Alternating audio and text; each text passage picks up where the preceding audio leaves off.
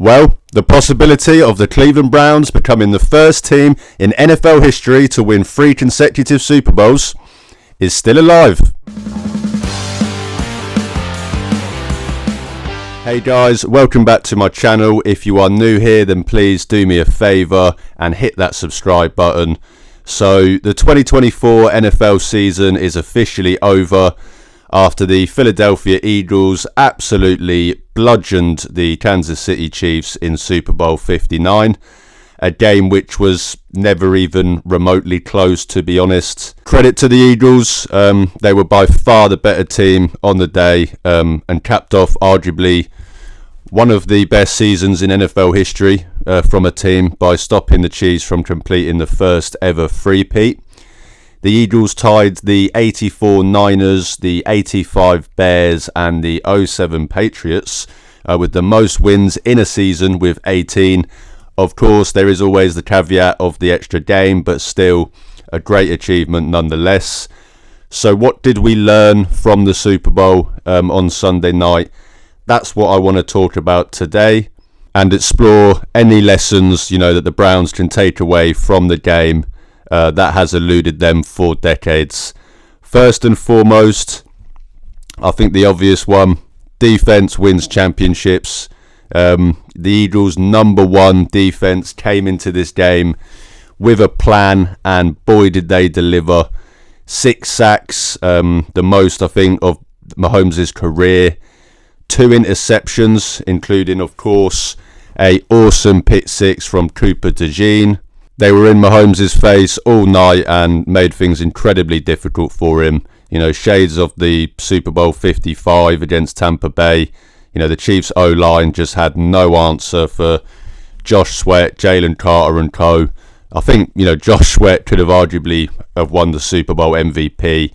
And also, what a way for Zach Bourne to cap off just an incredible season for him with a great interception as well.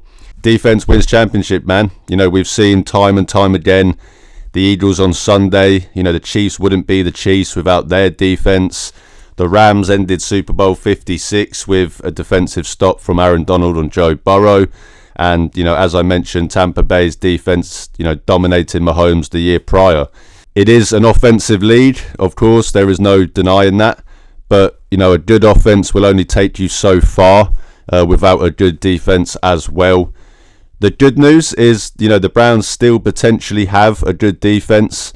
If they do keep Miles, sign a few free agents, maybe draft an Abdul Carter amongst others, I could easily see the Browns defense, at least somewhat replicating 2023 and being one of the better defenses in the NFL.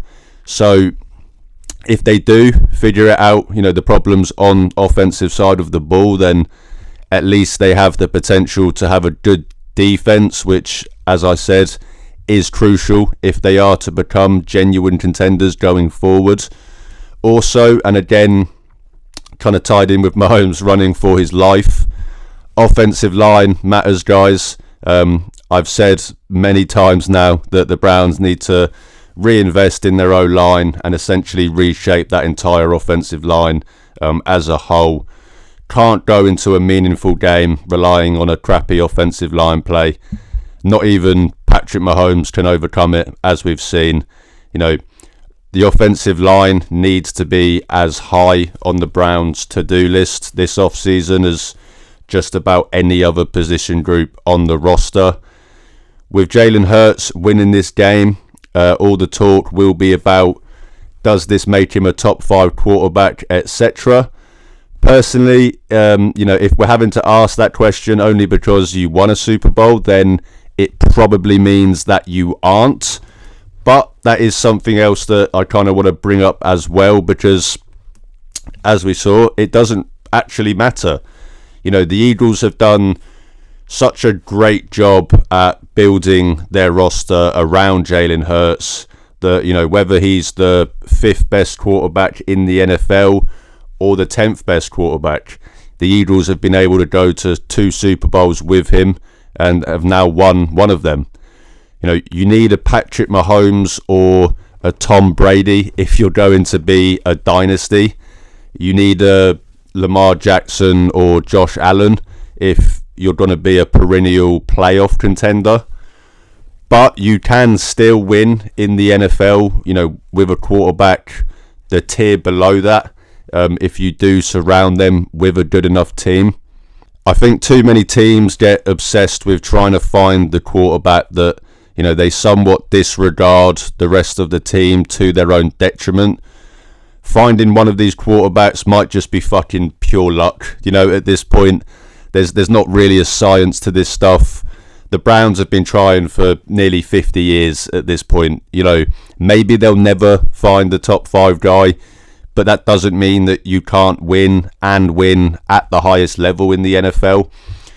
Instead of forcing it, focus on building up your roster whilst continuously taking shots at quarterback so that, if you do manage to bring in a guy that is at least a top 12 to 14 quarterback, the roster you built around him is then still good enough to win with.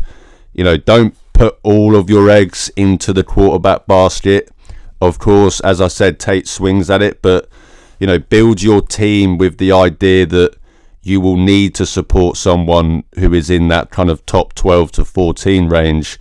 Then if by chance you do strike gold and find one of these elite guys, you have all the resources around them to be successful and not put them through the quarterback blender that has been the Browns quarterback position for so many years. You're giving yourself a lower floor at the position and, not relying on finding a franchise savior to come in and fix everything. I just think far too often we obsess over the quarterback position and, understandably so, but I think we sometimes minimize, the importance of having a good roster as a whole. It's kind of why I've been in the boat of not taking a quarterback with the second pick, but, instead trade back or just draft best player available. You can still take swings at quarterback in the draft and free agency, but, don't get tunnel vision in your pursuit of a quarterback and of a franchise savior and that guy that you just neglect the rest of the roster and, pass up on adding great players to your team. As a Browns fan, it's kind of always felt like if the Browns were ever to win a Super Bowl, it would be kind of like, the Eagles in 2017 or even the Giants in 2011 or 2007, a team that didn't necessarily have the MVP of the NFL at quarterback, but, one that had good enough pieces around their quarterback to get that kind of Eli Manning or Joe Flacco type run out of them.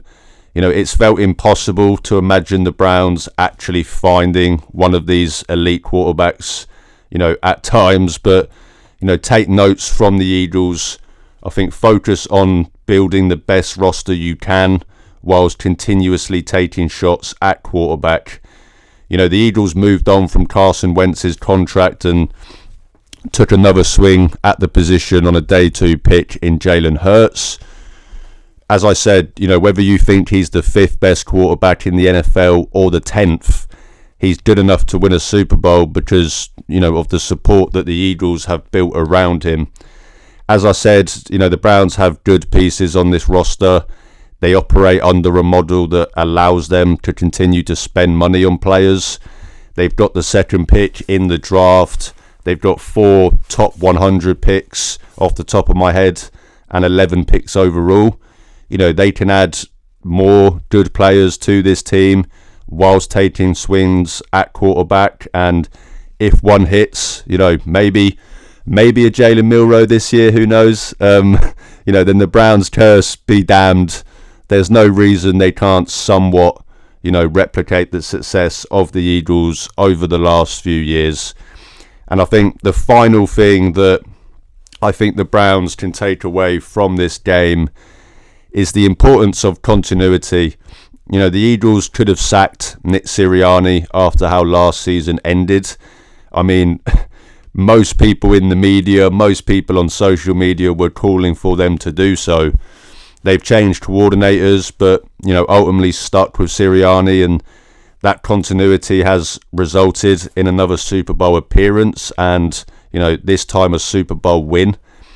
Even look at Howie Roseman. He's been the GM since 2010 in Philadelphia.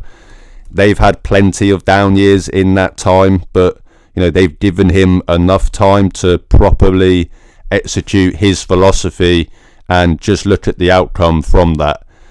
Far too often I think people rush to want coaches or GMs fired.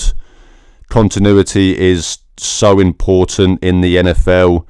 The benefit of operating, under a long-term philosophy like the Eagles do, and like Andrew Berry has at least tried to implement at the Browns, is massive. You're not making decisions in order to try and save your job for next year, but instead making decisions that are in the best interest of the team, both in the short and the long term. Bad decisions are made when regimes feel pressured into making them. I think that's why the Browns have been a lot more patient with this current regime than before.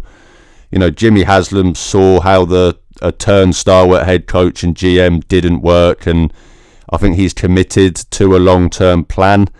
It's why I'm not, yet ready to completely abandon this regime, because I do think continuity is just so important. And, yes, while it hasn't yet resulted in the success that we would have liked, it might still be the best shot at doing so.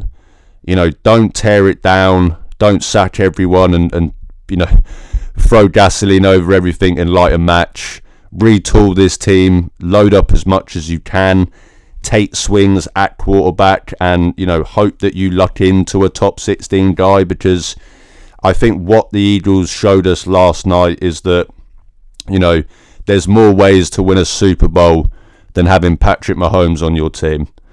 But that will do it for me today, guys. As I said, just wanted to kind of give my thoughts on the Super Bowl, what we can kind of take away from it, what we can learn, apply that to the Browns. Got loads of great content coming out this week. Draft stuff with Jack Brentnall, Brown salary chat stuff with Jack Duffin as well. If you do enjoy my content, then please drop this video a like, hit the subscribe button. It's free and it really helps out my channel. You can also check the links in the description to see where you can follow and interact with me on social media.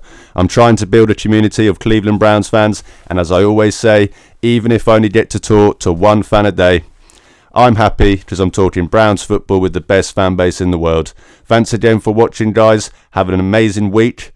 But most importantly, go Browns.